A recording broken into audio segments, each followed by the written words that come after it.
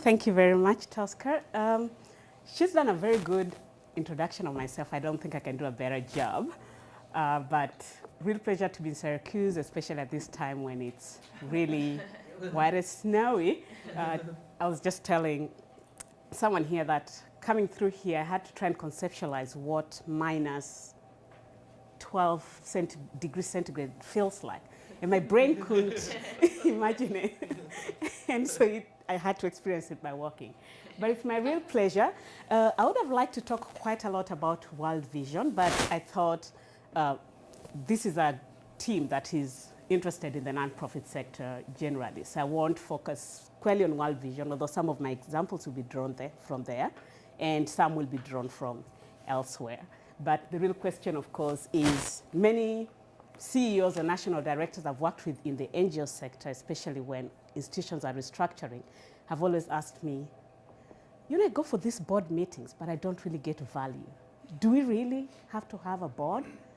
And it's a big question.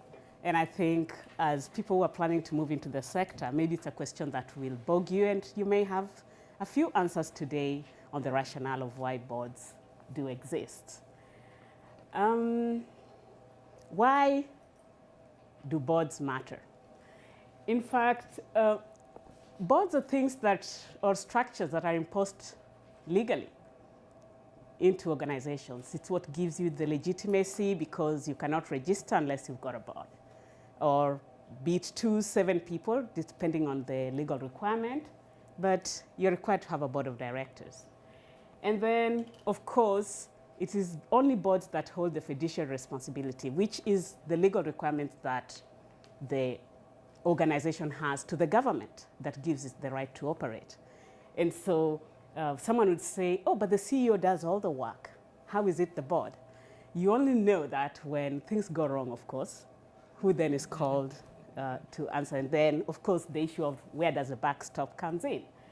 And the assumption also goes that boards are required to ensure delivery of mission, because it's very easy as a practitioner to get involved in all the good things that an NGO can do. And sometimes the real identity of the organization could be compromised by all the good things you're doing, because there's so much to do in development, and the board has to keep the organization true to its mission. Because not all good things that the organization does are the real reason why maybe they asked fundraisers to give them money, or the real reason why they actually exist. And so it's the board that keeps that compass focused in the direction into mission. And that is a very interesting one when it comes to nonprofit institutions. And sorry, I'll sound like a lawyer for a little bit. We are going to get to the interesting part. But unlike the for-profit sector, where board members tend to have shares, and of course they're remunerated and all that, and therefore question here is your profit making, and therefore you pay taxes. In the nonprofit sector, because the board members or trustees are supposed to be volunteers, it gives you the credibility to get that tax exemption, because staff members are paid, etc. So the only legitimacy that gives you tax exemption actually is boards. So if you're a nonprofit that actually pays your board members, the government can actually come and take away your tax exemption status. And I think in the US right now, they're grappling between clubs retaining that. Colleges is another question that's currently being raised. Should colleges remain as nonprofit and things like that? So it's virtually based on that criteria of non-payment of trustees. Yeah. And I think I said a bit of that. It's, do board members, do they add value to the day-to-day? They come in on quarterly basis, maybe on a monthly basis, go through a series of agenda items and go away. But you actually then feel their impact when things go wrong, because who then is called to the center of attention? And maybe to put things into perspective, due to the US media, you can imagine when Enron fell, yes, you could see the CEO of Enron, but everybody was asking where were the directors. Similarly, when the American University scandal occurred, where the CEO had just run off with everything, from payment to benefits and all that, the question is, where were the board of directors? And then you reach a point where you find that the directors' interest sometimes can conflict with the organization's interest. For example, in the American University case, you find when the CEO paid himself excess, the board investigates and then finds that he owes the organization $134,000. And then he owes maybe $380,000 US dollars in tax income that he did not declare. But in order to save name and reputation, the board pays him over $1 million as severance fee. And you start looking at where's the rationale of that? And how actually do boards reason? You understand? But sometimes that's where now the issue of the individual comes in. Who's on the board? Personal reputation versus organization reputation, institute interest versus personal interest. And of course, the question therefore is, do these boards actually add value to organization performance? Research has extensively said that if board governance is going well, then the organization is bound to perform well. But let's wait and see if that is true or not. Well, ideally, we say that boards should guide the long-term organization strategy, put key staff in place, essentially recruit the CEO, and then monitor the performance of the CEO according to the plans that are agreed. But in the event that the board do not fulfill that duty, presumably that's where now the organization starts going wrong. You get an all-powerful CEO who initially is doing very well. And I remember reading a book called Things Fall Apart, where Chinua Achebe says, power corrupts, and absolute power corrupts absolutely.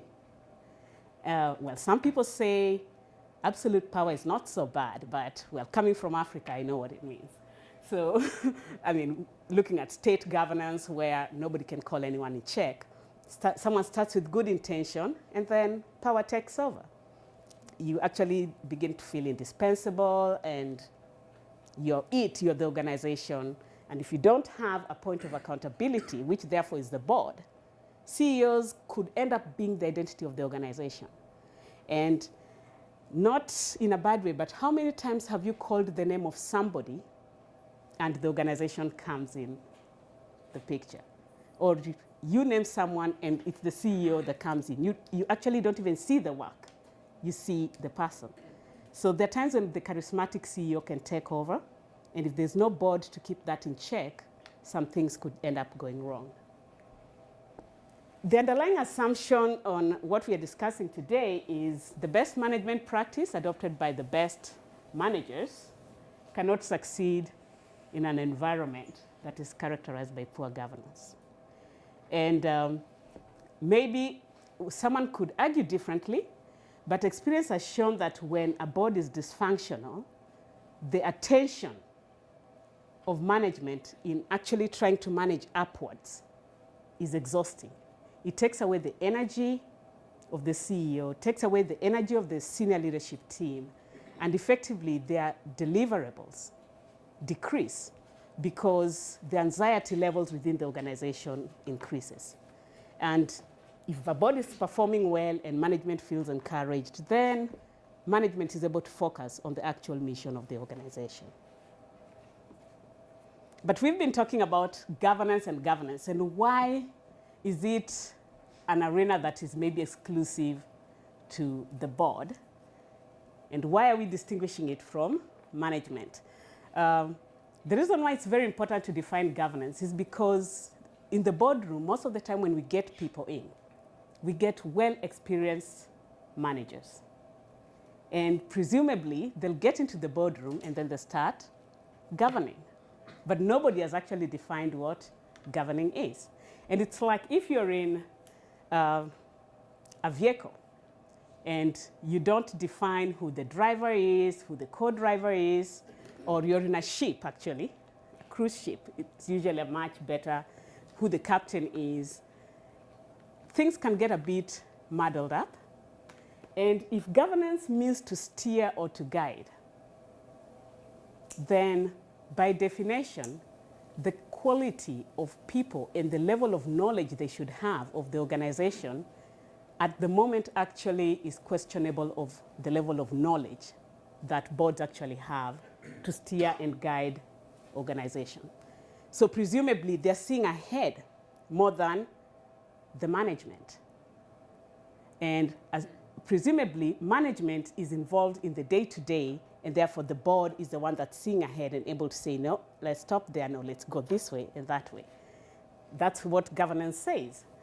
Other definitions say that governance, process by which board of directors, through its management, guide, again, an institution in fulfilling the mission, and of course the fiduciary, which is the protection of the institution assets. I like the OECD one, although it's mainly for public listed companies, but when you start looking at the nitty-gritty that have actually involved the area of governance, the distribution of responsibility usually is a very sensitive matter. When people don't understand where governance begins and stops, what can be done together, what should be separated, and of course, how policies and procedures are made, and how people are held into account. And accountability usually is a major one there. The area of internal control systems is also another area where boards actually do struggle a lot with. Legally, boards are only told to do 3 things. And you're told you exercise duty of care, which means you pay attention and exercise due diligence. Now, if you're in the boardroom and board papers arrive 5 or 10 minutes or 15 minutes before the meeting begins, and then you make a very huge organization decision, would you say that you've exercised care should something go wrong? Because that's where the question of duty of care. Have you done due diligence, which means did you look into the matter as far as practically possible, and therefore you've made a reasonable decision? Loyalty, where you put the organization's interest first. And that assumes that all board members who get into the boardroom have actually come in purely for institutional interest, and they have no personal interest. But we all know that as time goes on, it could be for prestige, it could be for any reason, and when board members have been there long enough, they sometimes assume they're the organization. That's always a problem with founding directors, where they do not see any other person being able to protect the mission of the organization beyond themselves. Duty of obedience, of course, where you're within the law, but also within the organization's mission and vision. And an organization can do all good things, as I said earlier, but sometimes veer off from the actual reason why they exist. And therefore, the board, their main legal duty are these 3. And the question, therefore, is what could happen if these 3 duties go wrong? Because at that juncture is where people start questioning the value of boards. When board members abdicate duty and start doing everything else in the boardroom other than this. And there's so many theories. I know theories that say, oh, get rid of, well, you can do the fiduciary role, but there are also other things board could do. But whether you're doing the fiduciary, being strategic, or being generative, it all falls under the radar of these 3. You're being generative within mission and vision. You're being strategic within mission and vision. You can't be strategic totally enabling the organization to have mission script, for example. Now, one area that I've increasingly come across is the area of skill and knowledge. We get board members based on their individual skills. So you'll have a lawyer, an accountant, a development worker, private sector expert within the boardroom. But each of them stand alone as an individual. And rarely do they understand how their collective skills come together to protect or to provide that fiduciary role that they're hired to do or appointed to do. And that's where the snag of governance effectiveness actually begins to occur. Then the process. We've spoken about the key question is what processes are necessary for boards to understand and they also properly oversee the organization's work. So if it's governance happens in the meeting room, then what needs to happen before, during, and after meetings? Because the reality is governance only legitimately happens in the meeting room. If a board makes a decision outside the meeting room, it's a rumor. It's not binding to the organization. Quality of information to enable them make that informed decision making. So once again, bringing in the area of informed duty of care and diligence. And ultimately, I found whether you address all the three adequately. The third one is where the rubber meets the road, the actual behavior of the human beings who are in the boardroom. Because they can all come with good intentions and all that, but when they get together, they can decide to be just a group of individuals who pat each other's ego. And because these are leaders, they do not feel obliged to hold each other to account. So if someone is missing board meetings and you tell the chair, could you kindly ask them why they're not attending meetings and maybe ask them to excuse themselves if they're not able to meet this responsibility? It becomes a very difficult thing. Whether there's a policy that says 75% attendance, otherwise you leave. Still getting the chair to hold a candid conversation with this member becomes a real issue because they see, well, this is a leader in his or her own right.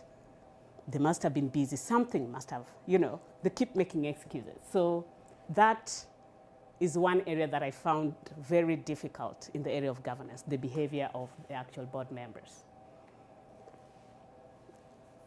And in all this, of course, because the nonprofit sector actually does rely a lot on public trust, and we've seen increasingly where public trust is lost, reputation, even if the funds were here overnight, they can nosedive.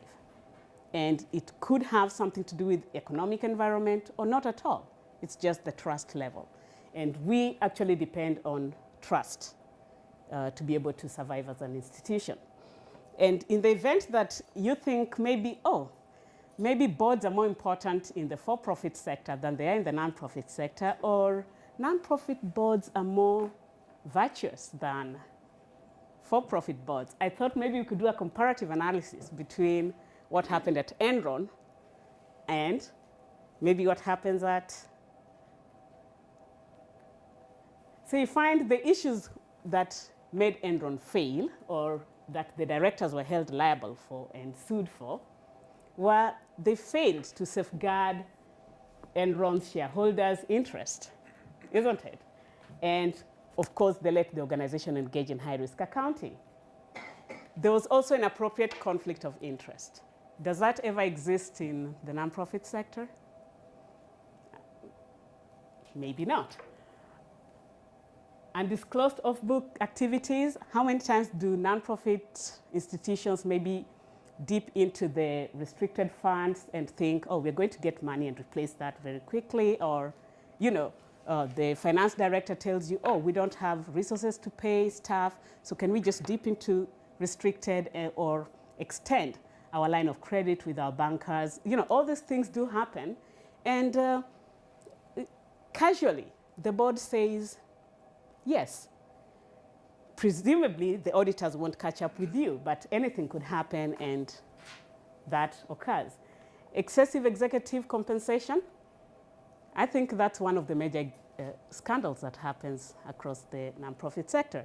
And increasingly so, when we've started recruiting across the sector, someone comes into the organization, they say, I now feel a great commitment to move from the private to the nonprofit sector because I want to work on a mission-focused organization.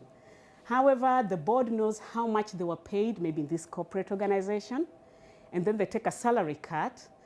But every time they come back to the board for salary increment, there's always that backlog of, he or she took a salary cut. And the board does not benchmark what the sector actually needs to pay. And they just continue increasing the person's salary. On the other hand, and I'll say this cynically because I'm from Africa and so I can legitimately say it. So just drink some water, some Coke, something sweet in your mouth, and it will taste better when I say it. But increasingly you find funds are raised, and then we have international staff in the country office, and suddenly the discrepancy in standards, and I can say this legitimately, I've been an expatriate, so I've swallowed some of that too, so I'm guilty as charged. But the reality is, half the time, a similar national staff comes and occupies that position, the JD has not changed, and suddenly there's no fund to fund that, or, you know, it happens, and it's normal, and we are increasingly calling it normal. Should it be? Is the question. Another thing that Enron was charged for was indication of questionable practices by management, and the board ignored that. How many times do board members know what's happening and they just ignore because the CEO convinces them things are okay? Someone comes and declares profits that are actually not feasible, and you are a business manager and you know it's not feasible in the current market. And somewhat, I don't know whether we do, you know, we normally say take off your hat at the door so that when you get into the boardroom, you act as one unit and all the titles get lost. I think in the process, unfortunately, board members take off their hat and the brain goes with it, and then they come in. No, sincerely, you look at the caliber of people who sit in the boardroom and the issues they deal with in their natural life or normal day-to-day, and the kind of blunder in decisions that they make in the boardroom, you cannot believe it. I mean, simple. Have you seen the profile of the directors of Enron? They had the great Harvard researchers who are in there, economic guys. They had the Warren Buffett's kind of people in there who were stakeholders. And still, people with economic sense, business sense, and they still don't get this. And in the nonprofit sector also, I've seen, or well, recently did a review of a board that had a very big mess up. And one of the directors said, you know, I had a feeling and I wish I spoke up. And you wonder, why didn't you speak up? That's why you're there. But it's constantly happening. They don't speak up. And so you know that, but you choose to ignore it.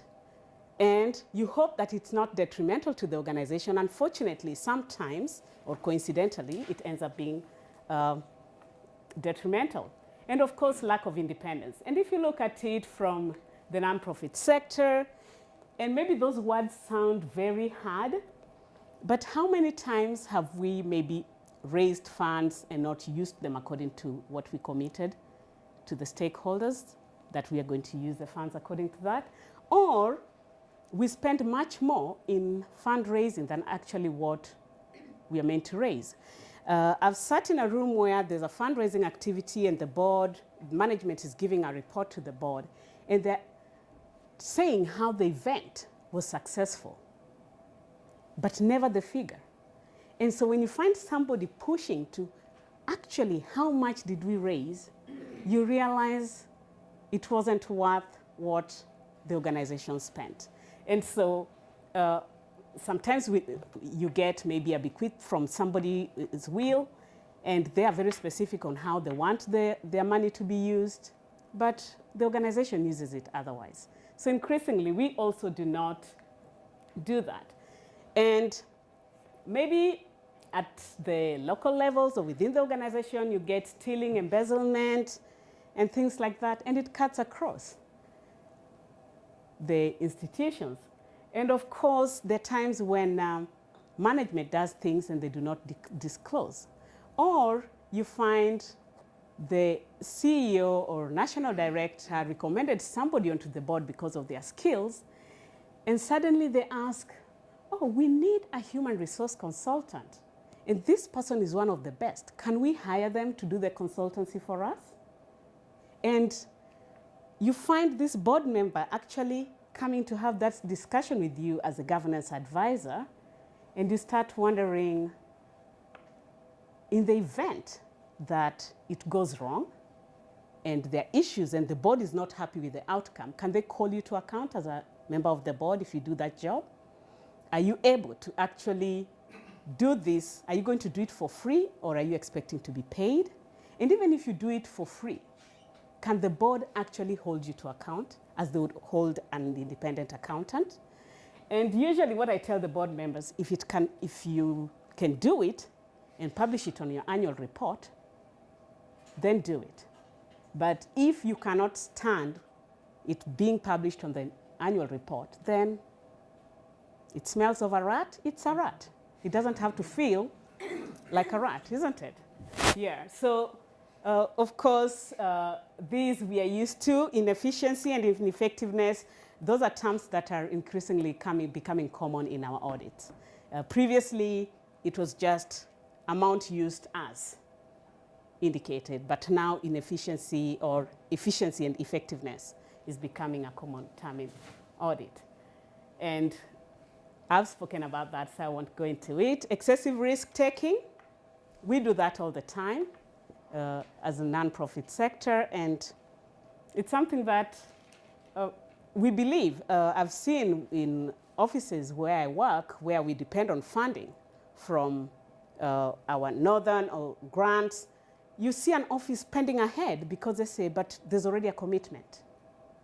And they spend way ahead, and then, or sometimes they cut back in expenditure, and at the end of the year, there's an underspend. Or suddenly, at the end of the year, of the fiscal year, 3 months to, there's this rush to spend money. And I remember when I used to be a consultant in my previous life, someone once told me, oh, there's just this time when it's a good time to apply for a consultancy because the NGO is in a rush to do something and spend money, and hopefully they'll make use of what you consult on.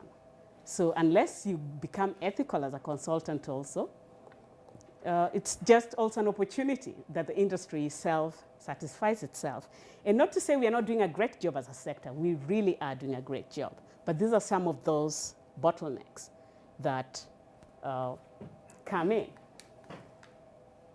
And just to look at that, who and what. Most of the time we bring people into the boardroom for who they are. But we do not tell them clearly what is expected. And I think that's where the division or the discrepancy of effective governance starts occurring, where we bring quality board members, but we don't take time in board orientation. You receive a file, read through. That could be your orientation, or 30 minutes presentation on what the organization is. Rarely is the orientation and development about how person A, B, C skills complement one another to achieve the governance role. And that's a very big gap in board development. And I'm not saying we are doing it well within World Vision either. It's an area we are still trying to get our hands around, but I've realized that the gap, and especially as I've been in the institute, it's not a lot about who sits on the board, but what they actually do together as a team. And of course, the capacity, I spoke about that earlier, and board diversity. Many times, because they're volunteers, you find it's much easier for me to ask someone I know when there's a vacancy on the board and they have a certain skill, can you come and serve? And most nonprofits don't advertise to get board members. And so you find the people who are in the boardroom pretty much know each other quite well. They operate as a cohort, and sometimes there's a lot of groupthink. And It's not deliberate, but it's by virtue of the way they're structured, because volunteering is not a role that people openly come forth and do. And I came across that cartoon, and I just thought, well, it made sense, because we don't take time to do a lot of training in that. And what I'd been trying to say about how the individuals come together to create that, you find they all stand in their specific skills, but how do they come to create the collective whole? Because once in corporate governance, we used to be told board members is where the maths of 1 + 1 doesn't become 2, or 9 + 1 doesn't become 10. It still equals to 1, because you are expected to act as one unit and speak with one voice. And board members are yet to figure how each individual can come together for that collective good. And until we start maybe doing board governance to get the individual skills to collectively merge for fiduciary good or strategic good, increasingly board decisions will be challenged, and the value of boards will continuously be questioned within the NGO sector. Probably I'll pause a little bit before I move. Anything coming up? Okay. Let me just check. Yeah. Any questions so far? Any debate points? I'm hoping to hear, perhaps as you close, I'm hoping to hear more about board composition. Yeah.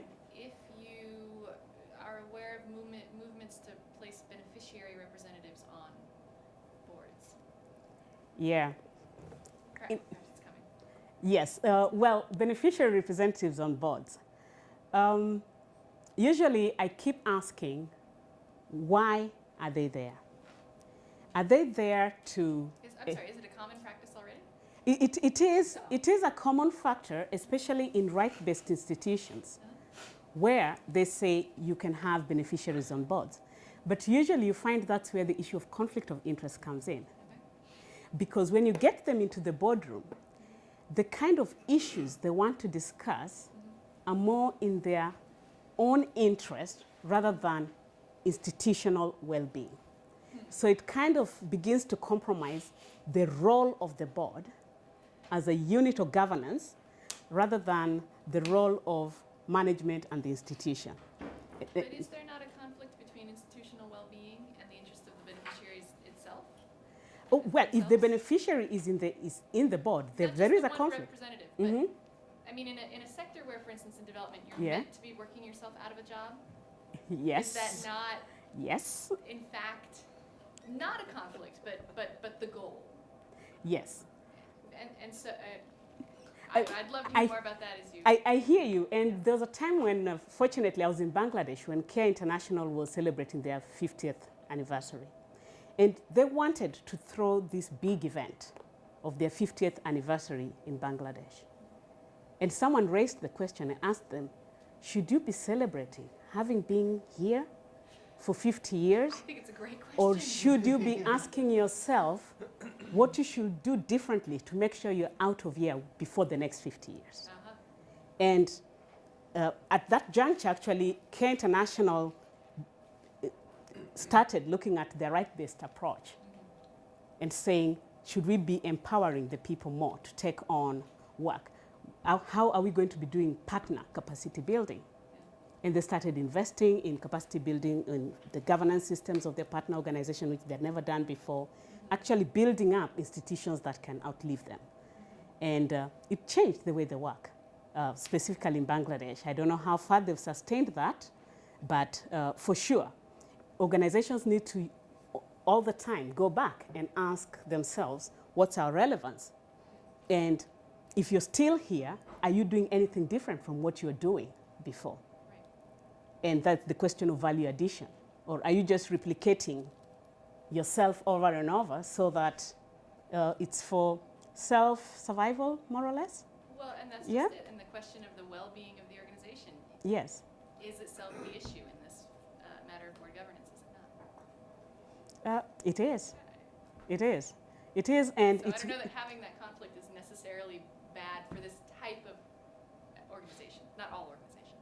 Well, I think the only people who can have the guts to call the organization to question are the board members and just ask, what are we doing differently? If we are saying this is what we actually do, are we doing it in a way that it's sustainable? Or is it touch and go, touch and go, touch and go, and the next 5, 10 years, you'll be coming back to do exactly what you did in that community 5 or 10 years ago? Well, that's just it. Sustainability should look Yeah, different for this exactly, kind of organization. exactly, yeah, yeah. Just, may I also, Yeah. just following on and then asking a separate thing. One, I mean, and you know this better than I do, in ActionAid, Yes. right? As a rights-based organization, they have piloted, they have. Yes, in- 10%, yeah. 10% Yeah. of their national boards has to consist of rights holders, what some other people would call beneficiaries. Mm-hmm. And I think, do you have a sense of what their experience is, what kind of a difference that makes? There's the issue of critical mass versus Yes. tokenism, of course. Mm-hmm. There's the issues of technical knowledge Yes. that you need in order to understand what's going on in the boardroom versus the value of local knowledge. So is it meaningful participation? Yes. Can you share? Well, I remember ActionAid 5 years ago, so I'll base it on that. When we were setting up that structure, it was based on the fact that the stakeholder representative would be somebody who can bring the voice of relevance. So sometimes you can have this excellent strategy, but is it relevant where it's going to be implemented? So they can always question the relevance of the things that the organization does. And so they'd represent that voice. However, there's always a caveat there. That person had to be someone who does not receive direct financing from ActionAid, such that they wouldn't be there battling for their own survival, but can actually look at it more objectively. So Of course, the space became smaller because most people want to be a beneficiary with also financial benefit. But there were also those people in the movement who wanted to advocate on a specific topic or issue and were not necessarily interested to get direct funding. Yes, yeah. So the question there was always, are we going to then have a process of getting those who actually get direct funding? And that's where ALPS, the accountability process upward. That's right, but a beneficiary came is in. not the same as a beneficiary representation, Yes, say, yes, in this instance. yes, yeah. Trade-offs. Just a question, what is World Vision's policy on beneficiary representation in national boards? In national boards, to be honest, we don't have that at the moment. The boards are pretty independent. And what I would say, based on my understanding of both organizations now, it depends on where the movement to get the boards came from. ActionAid was more internal, external push. And because they were more on advocacy, they needed to always be legitimate. Whereas World Vision internationalization process is an inward push. More or less, can we get a structure that effectively enables us to operate in this size that we are? And so you find there's that space to negotiate and say, we only want boards to ensure us internally that we are legitimate and we stick true to what we say we're going to do, more than holding us very accountable externally. However, based on the mission component of the responsibility of the board, they're expected to go and verify that what we say we're going to do, when they go for field visits, they can actually put a yes to that or question. Yeah. So that's where I see the difference. Yes. Applications we don't know. Yes, yes. I had a different question. You used the word generative at Yes. one point. So I don't know for the people who are here, I think you're referring to this whole recent Governance wave of as leadership? thinking, Yes. Governance as leadership, Yes. where governance is not just about a fiduciary responsibility or about strategic direction or guidance, Yes. as you said, but that there is a third element that boards also need to offer generative thinking, by which the authors of this particular book say that it's the ultimate role of a board is to be forward and outward looking and saying what are the big things that are on the horizon in the external environment of the nonprofit that we need to signal now to the CEO and the senior team, Yes. right, that they have to start paying attention attention to, and we need to frame those issues for the senior leadership. I mean, that's a Yes. fair, Yes, it is. quick. Yes, So that's a very high bar, it is. right, for Yes. boards to set. Yes. My sense would be that many boards are not even yet effective at the level of being having a fiduciary Fiduciary. strategic. Yes. So, let alone generative. Mm-hmm. Can you tell us a little bit from the World Vision experience or the Action Aid experiences? To what extent have you seen generative board leadership in action? Mm-hmm. How did it look like? And is that feasible for NGOs of the size and sophistication of an Action Aid or a World Vision? Certainly, it's feasible. It's feasible if the organizations invest in board development, in board understanding not just the mission of the organization, but what the organization actually does. Because most board members understand the organization very superficially, that even when they're going on with their day-to-day life, they cannot benchmark or keep abreast with issues that ultimately will affect the organization they represent. Most board members cannot give you an elevator speech if they're with a donor and convince that donor to divert funds to the organization that they're serving in. Yet they'll tell you, I'm on that board. Why should I put money on that board? They'll start grappling with it. And therefore, if we reframe how we educate boards and not feel threatened by boards that actually understand the business, and it's a matter of cognizance. They understand to make informed decisions, not to get hands-on, but they can actually legitimately call the organization to account. They can therefore have foresight. If you don't have insight, it's almost impossible to have foresight. And we are not investing sufficiently on building the insight of board members. And most CEOs are not comfortable with a very strong board. And it's just something which, it's a power dynamic there, unless maybe they were appointed by that board, but they'll always find a way in which they can neutralize that power base so that it's a comfortable space more than a challenging space, because the job already is so big that managing upwards is a challenge for them. So it's more or less a self-destructive structure that we have as institutions, but it is possible if governance is seen as instrumental to institutional sustainability. Unfortunately, in both organizations that we're saying, World Vision and ActionAid, the board structures tend to come in when a program has been in place in that national office for several years. And therefore, the boards themselves are grappling with legitimacy. Are we actually adding value? Can this organization do without us? They've been here without us. Can they actually do without us? Is there a difference now to what we are than what the organization was a few years ago? And it's more or less the board trying to find its legitimate space first before they can even start to apply themselves. And that's one of the major challenges I've seen in both institutions. So, yeah, so. Josephine, would you Yep. have one Oh, more question sorry, before you- yes. I just have a quick question kind of about the legal responsibilities and requirements of Yes. a board. Is that the same regardless of where the board is Yes.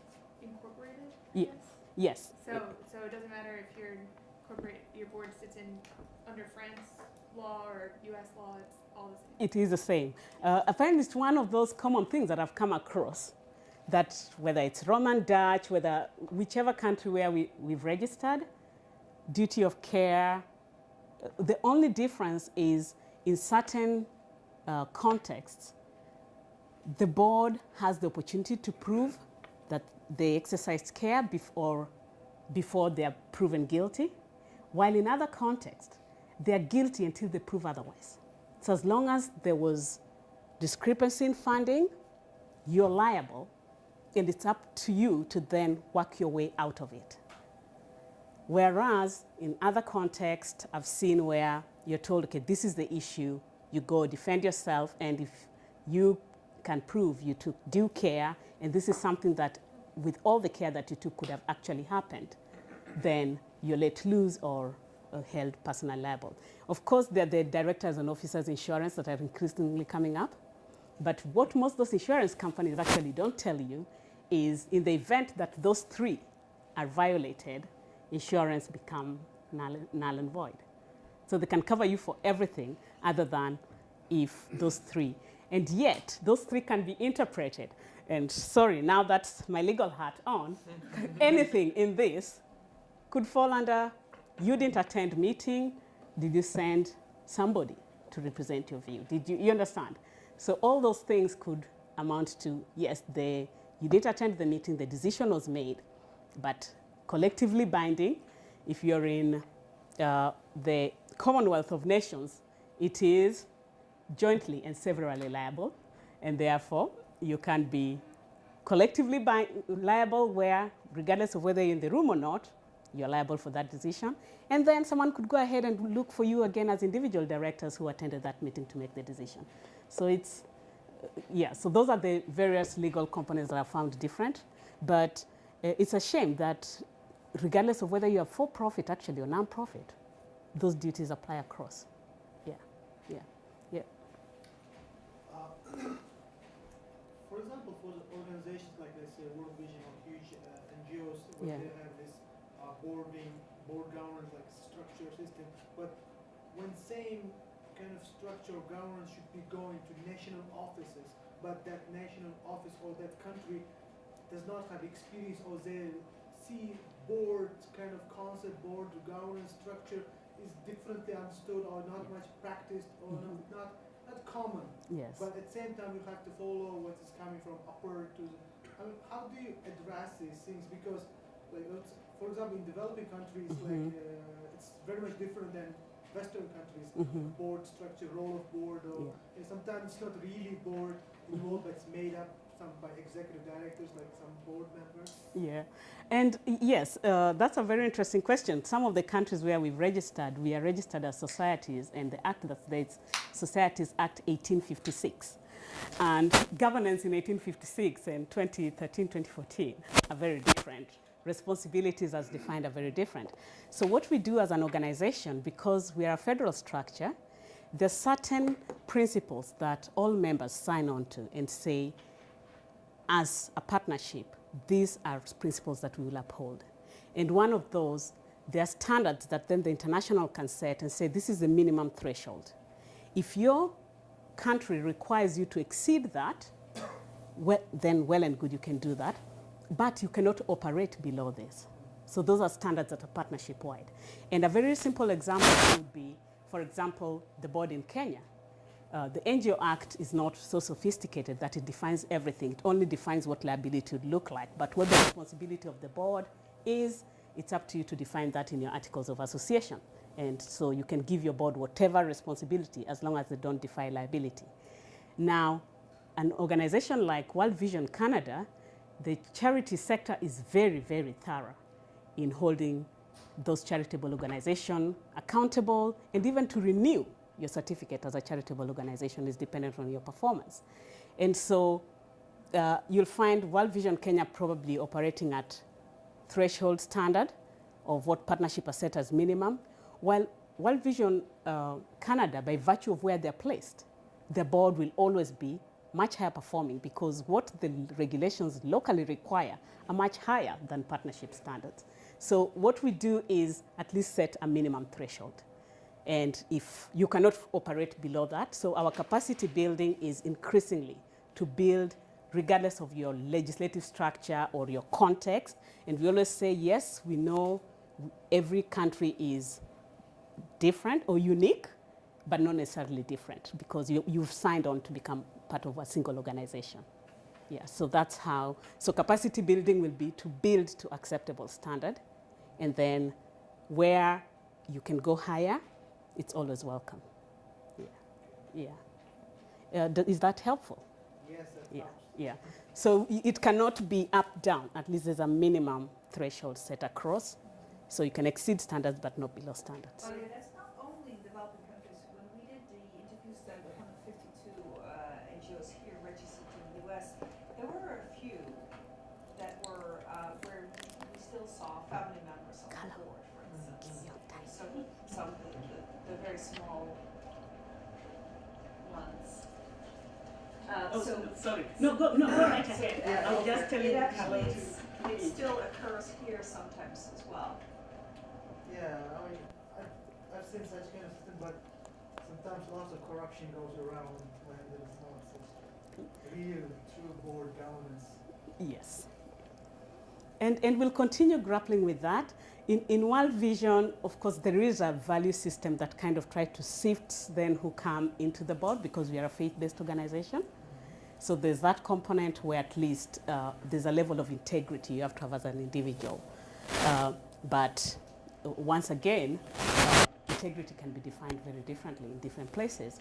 And standards, I was just telling Carlo the other day that recently we just rolled out our policy for all boards on term limits because we had board members who were serving over 30 years in some offices.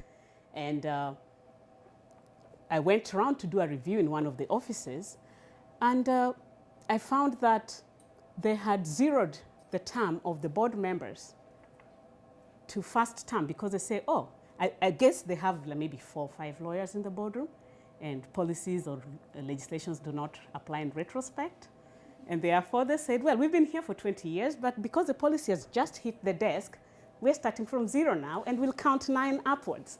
While the idea behind the policy was anybody who has served above the 9 years is required to actually leave the board within the next 2 years. So the policy was passed in 2013, and we said all officers should align by 2015.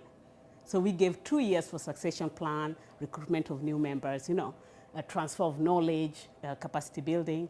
But no, they zeroed the clock and said it doesn't apply in retrospect. So sometimes you can also assume you're communicating, and interpretation could fall everywhere. And in an institution like that, where there's a lot of diversity, we also don't invest quite a lot in communication, especially in the area of governance and policy. We set frameworks, and everybody will interpret it differently. Hopefully, they don't think that makes them unique, but yeah, it's one of those things you sometimes just stumble upon when you go there. Yeah. So of course, well, we are talking about governance all this time, but governance only happens in the boardroom. And it is how those board meetings then happen that will determine whether you have good governance or not. So regardless of what board members do outside the meeting or within the organization, what they do in the boardroom is what is governance. Now, we can set the best people in the room, system structures, meeting agenda, everything. But if quorum doesn't show up, people come in, they've not read the reports, however well prepared, then everything is compromised. And when you go to international meetings, you see that a lot. Jet lag, people coming in, oh, I'm sorry, I had another meeting, and therefore I'm catching the next flight. Some people, I was delayed, so I'm coming in right now. So the chair is maybe the only stationary or the only consistent person in the room, and the people coming in. Actually, if you are in a World Vision meeting or an ActionAid meeting, you'd see iPads and, and Blackberries, people, getting distracted by other things, or someone getting out to take a phone call, then coming back in. And then when you're voting, everyone votes yes. So, and then you wonder, okay, and the person maybe who walks out in the middle of the meeting is marked as present. And then you start questioning why institutions fail and they have the best people in the boardroom. And it's all by the way we work. And increasingly, the World Vision Board has determined that when they have a board meeting, they actually put aside almost a week. So it takes care of, they'll do the maybe topics of discussions, an area of orientation or understanding, building capacity, the first days, and then the actual board meeting, and then maybe a field visit at the end. So usually you catch the greater mass in the middle, where everybody has kind of settled from everything and you get the best participation. But if it's a meeting where people are just coming in and out, it could pretty much look like this. And it's not only at an international meeting. When you have an ordinary meeting at the national office level, these are very busy people. Somebody suddenly, oh, I'm sorry, I have to leave. I've just got an urgent call. My minister is calling. Oh, I'm sorry, I can't stay. I can come for the meeting, but I can't stay the full agenda. So as a chair now, you have to start thinking, what's the best way to get maximum participation of board members? And of course, jet lag rarely, but sometimes I find when our board members are above a certain age, no age discrimination here at all, after lunch, they go shunting. And they just, somebody said, let them sleep, because if they sleep for that 5 minutes, they come back and they're more effective afterwards than if they do not sleep at all and they keep, then they're constantly dozing in and out and they're ineffective throughout the meeting. I don't know whether that theory holds. I'll discuss it with Richard. He's a PNC person. Probably there's a whatever behind it. But yes, these are some of the behaviors of individuals. It's not saying they're not good people. They're of high caliber. But if that commitment to actually see that role through doesn't occur, then inadvertently, whether you're relevant or not, by virtue of how you operate, you can become a risk to the organization. Or just a bureaucracy, really, because then people just check things out and leave. I liked that quote. So effective boards should really think deeply about the way in which they carry out their role and the behavior they display. Because if you come into the room and you're saying this organization is very important, you're holding the CEO accountable, but you display reluctance, you don't want to read, you don't want to understand, then management increasingly finds board meetings just a routine. And I've seen where people question, oh, the value. It works both ways. I've seen management change the title of the papers they have at the senior leadership team meeting, and they just change the top and pass on that for the next board meeting. And then they expect the board to give them new ideas. And you're wondering, if you put the same ingredients in, you get sponge cake. It may not rise, it may flop, but you understand. You cannot expect to get chocolate cake if you didn't put chocolate in it. So it's, sorry, I love cooking, so probably, okay, Tosca knows that. So, but generally, you expect different results, but you've given them the exact material that you discussed at the management level. And so you're not asking yourself, what additional information, what treasure can we mine from this team of leaders that can add value to who we are as a national office or as a management team? Most of the time, it's more or less making sense of what we've done. So let's just go and market how good we are as management. And half the time, it's history. And really doesn't enable the board to influence what's coming ahead. And you can imagine if you're steering and your windscreen is, your rear view mirror actually is bigger than your windscreen. Richard is laughing because I like using that phrase a lot.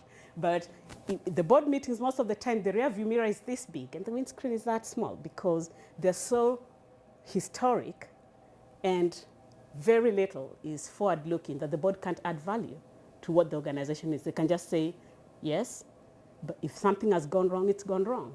It's history, so that's an area that I found. And so the quality of the board chair in the room, actually, and I find this candid nature one of the challenges.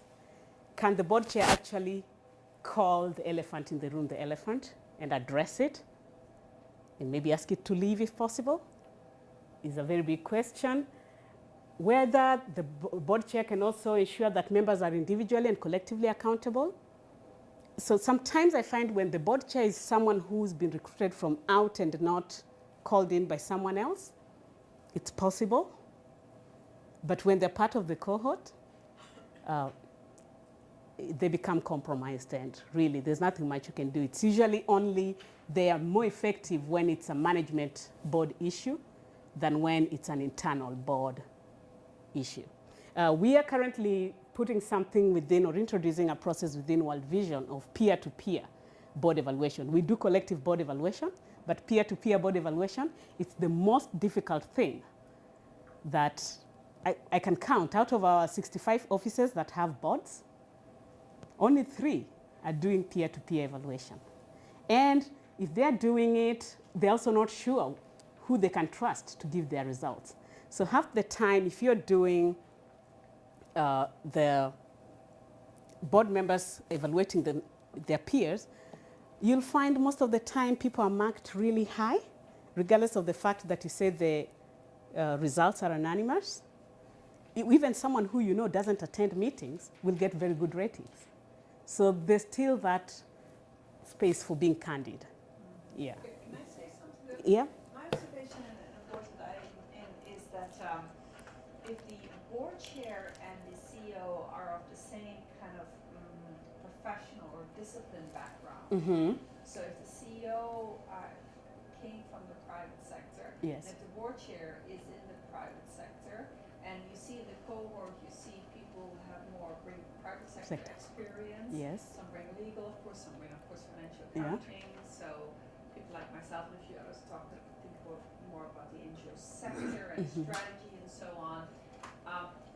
But if the board chair and the CEO are of the same disciplinary background, there is an understanding there that is not allowing those 2 people for the chair to be the critical friend. Mm-hmm. He basically is too much, in Dutch we say, 2 hands on 1 belly. Yes, yes.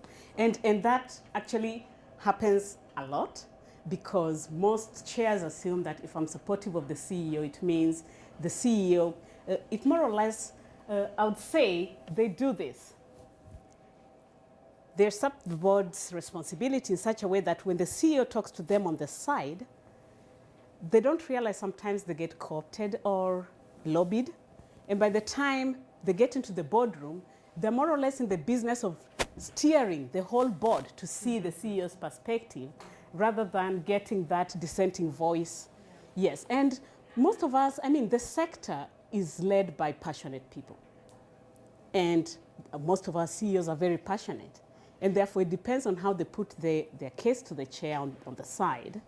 And I've seen it because I work with a lot of national directors and CEOs, and half the time the agenda and the biggest agenda on the table is not what the board is going to tell me, but whether the board is going to see my view and how many board members can I actually talk to before. And you saw during the ActionAid changes how that was really critical.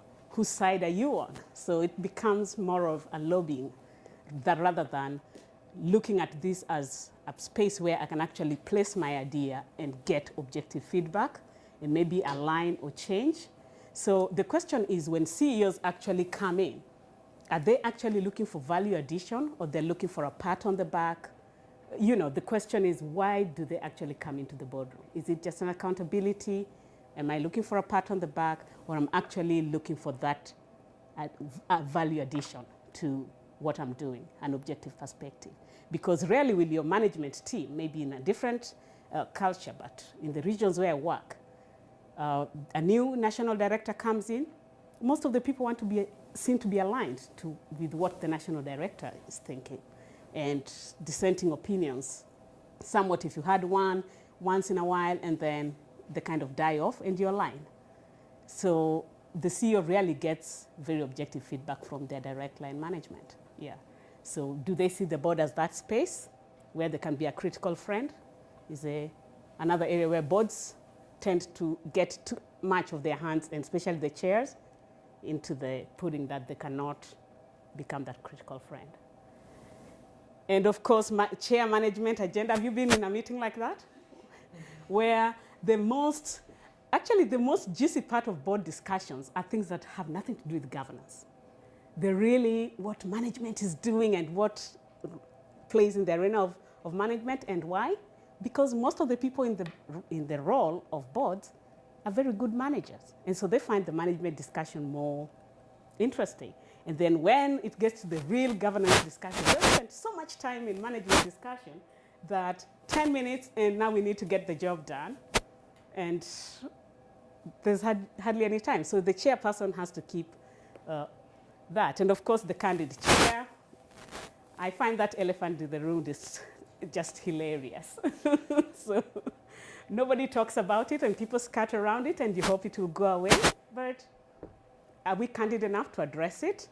And if board members don't do that, and if you find most organizations that actually fail, the issue was there, all members saw it, they ignored it, or they hoped it will go away. Sometimes they think they can sweep it under the carpet. Maybe the floor is made of tiles, there's no carpet, and it doesn't go away. You know, it just doesn't work. And then it blows in their face, and it's like, oh, I saw it coming, but they just didn't voice it, you know? So ignoring it and hoping it will go away.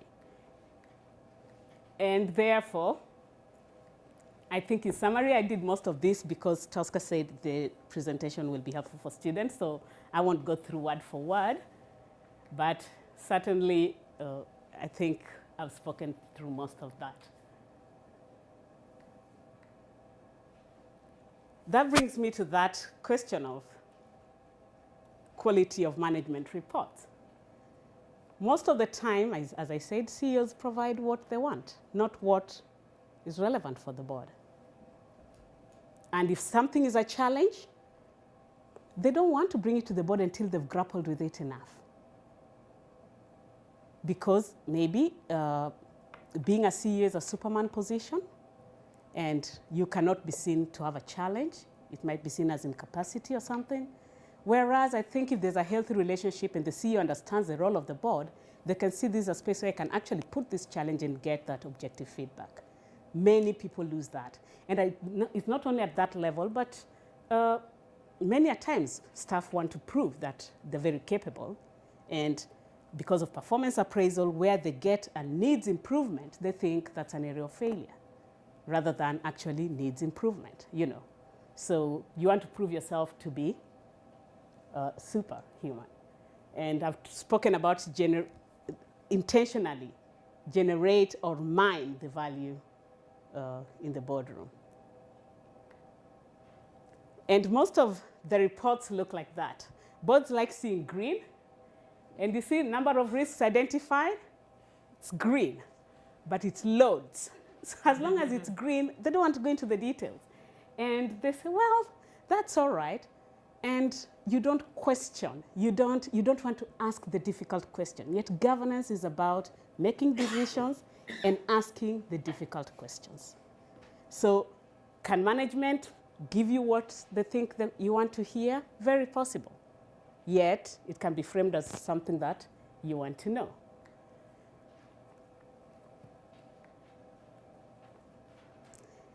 I believe that good decisions are not made by accident. Boards must be invested.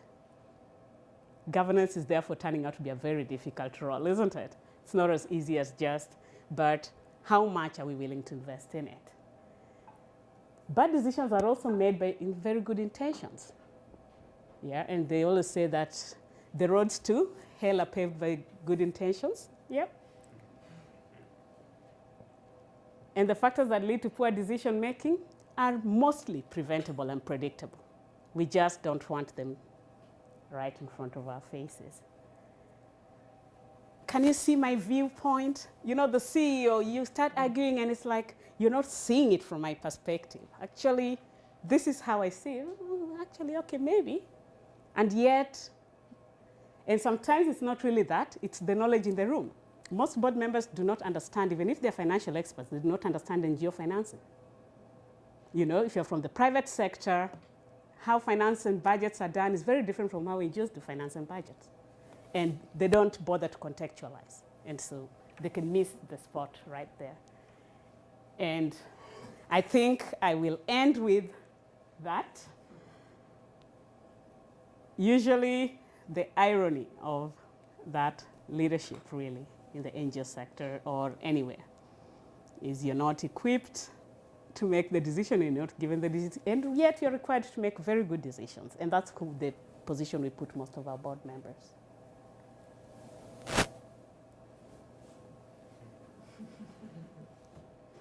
All right, I think my time is up. I had a few slides, but they're mainly for just for the students' reference, because I've spoken to them. Yes. Our updates on our website, and Yeah. Richard, I can ask you about yours as well. Yeah. Yeah. So we have another 5 minutes or so. So are there comments, questions on the second part or on the overall presentation? Anybody who hasn't had a chance yet? Who wants to? Can I ask you, Josephine? Yes. I'm not sure if I missed it at the beginning, sorry. But did you, the idea of board stages of governance and developments Mm-hmm. from advisory council to intermediate board to board. Can you say something a bit about that? Because that seems to be a way in World Vision where we've allowed the board to take on its responsibility in a more measured way. But as I understand it, a lot of our boards have got kind of stuck at the intermediate stage and haven't gone to the sort of full level of the developments. No, I did mention that, but now that you bring it in, probably it's a process that's not too unique to World Vision, because ActionAid also does that, but they only have two steps rather than 3, like World Vision. But the reason why I found most board members or most boards get stuck at the intermediate stage, because I've been trying to push some intermediates to move to interdependent. The issue is the actual change. It's a very World Vision. It's very tacky. Just explain to the group about advisory Okay, council. okay, It's okay. and Yes, it's yes. all very technical. All right, because World Vision is a federal structure, and the federal organization is to be made up of various national offices coming together to form the full institution. But since not all our offices are legally registered, they cannot come into the partnership.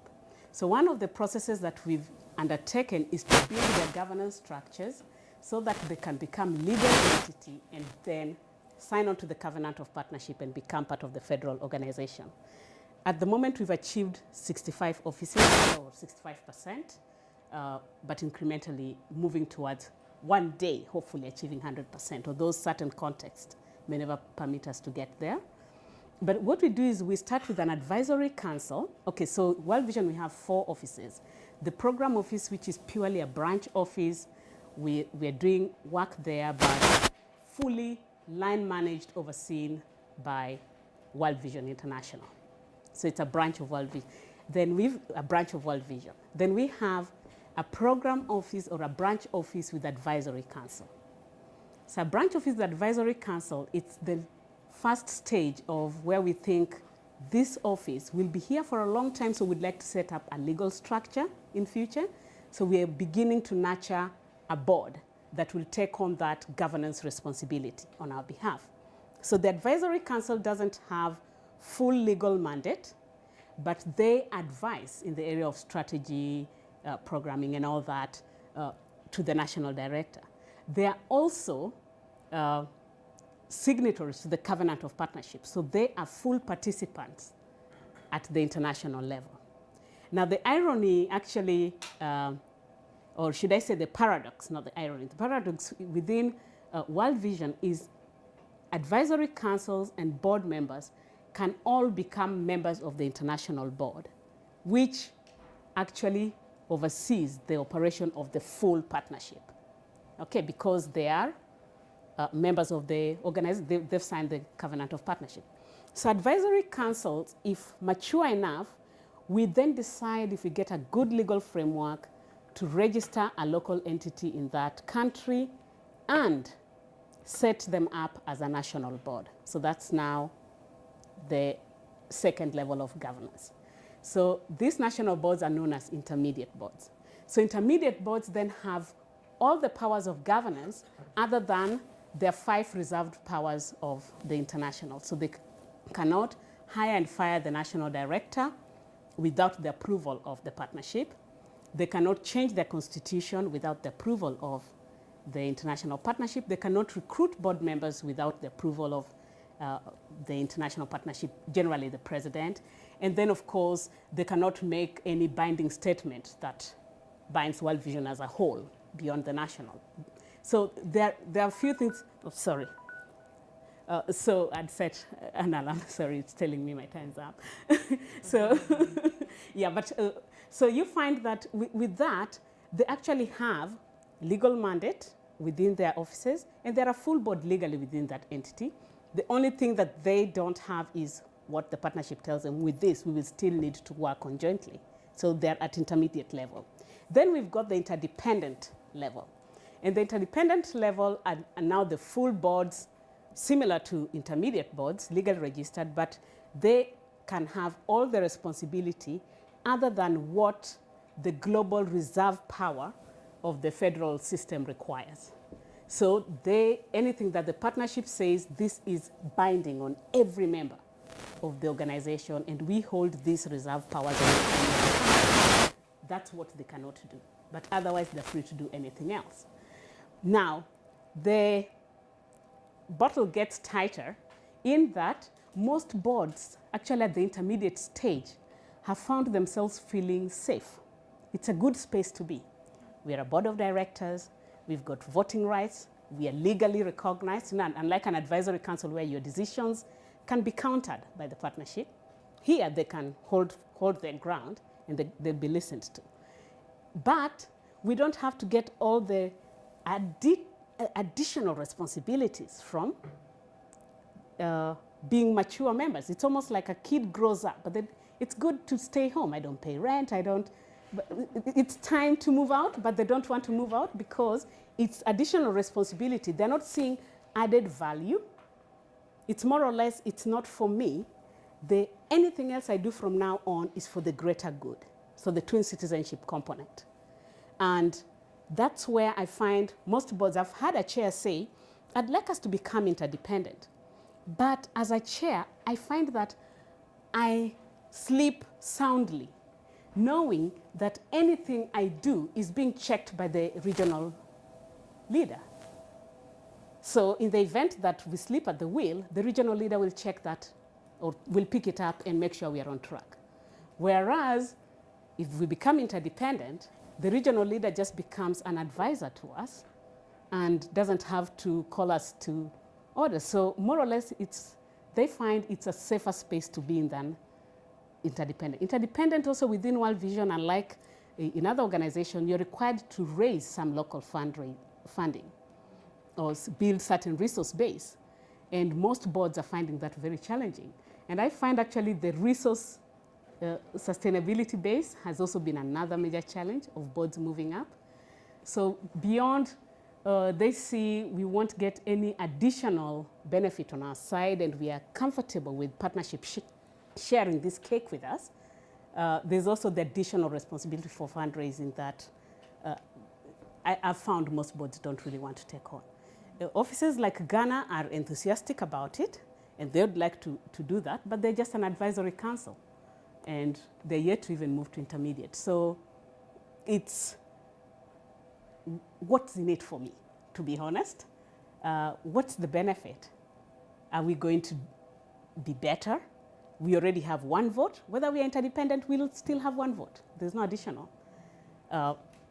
Yes, we may recruit the CEO, but what's so wrong in having that additional perspective and oversight from the partnership in this recruitment? Most of our board members maybe don't really understand and they prefer that support from above. And they're finding it a comfortable stage, Richard. So I don't know, maybe we need to get some more cookies at the interdependent level to attract that movement up, because we have a lot of intermediates and they've stagnated. Yeah. Well, we have to bring it to a close. Sure. Because our time is up, but I think, are you available for some yes. one-on-ones? Yeah, sure. You don't have a meeting till 3, right? 3 and then perhaps 3:45. Versus Okay. 3:45. Okay, Yes. so Josephine is Yes. available for further discussion. Yeah. And I want to thank you a lot. It's been You're very interesting. Thank you. Thank you, and thank you all for coming in.